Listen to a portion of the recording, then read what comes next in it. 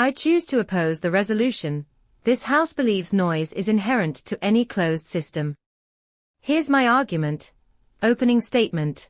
The resolution makes a sweeping claim about all closed systems, stating that noise is inherent to them. While noise is common in many closed systems, especially those involving moving parts or energy transfer, the assertion that it is inherent, meaning unavoidable, and fundamentally part of the system's nature, is too strong. My argument will demonstrate that it's possible to conceive of, and even construct, closed systems that approach a state of zero noise, thereby disproving the inherent nature of noise.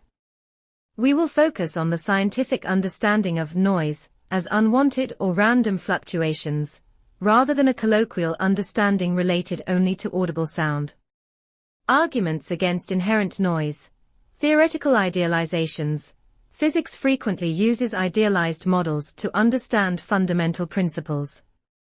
Consider a perfectly isolated, single atom in a vacuum at absolute zero. This is a closed system, the atom and its immediate surrounding vacuum, perfectly isolated.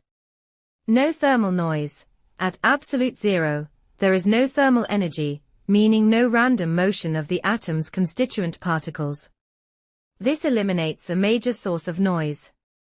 Quantum considerations.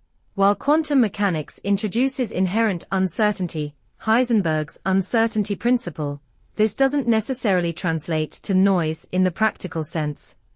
The atom's ground state represents the lowest possible energy level, and in this idealized, perfectly isolated system, there are no external perturbations to cause transitions between energy levels, leading to, for example, photon emission that could be interpreted as noise. The resolution uses the word inherent. While a physicist may consider quantum fluctuations inherent to the system, those fluctuations aren't classified as noise until they have been measured. The very act of measuring introduces an interaction and therefore, an open system. In our closed system, those fluctuations cannot be deemed noise. Superconducting systems. Superconductors exhibit zero electrical resistance below a critical temperature. Consider a closed loop of superconducting material. Persistent current. A current can be induced in this loop and will flow indefinitely without dissipation, as there's no resistance to generate heat, which would manifest as thermal noise. Meissner effect. Superconductors expel magnetic fields, Meissner effect. This provides a degree of shielding from external electromagnetic noise. While perfect shielding is impossible in practice, this demonstrates a mechanism for significantly reducing noise within a closed system. Highly controlled experimental setups. While perfect isolation and absolute zero are unattainable in practice, scientists constantly strive to minimize noise in experiments.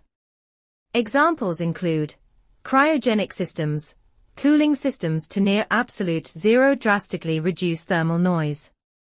Anechoic chambers. These chambers are designed to absorb sound waves, creating an exceptionally quiet environment. While not perfectly silent, due to limitations in absorption and other potential noise sources, they represent a significant reduction in acoustic noise within a closed space.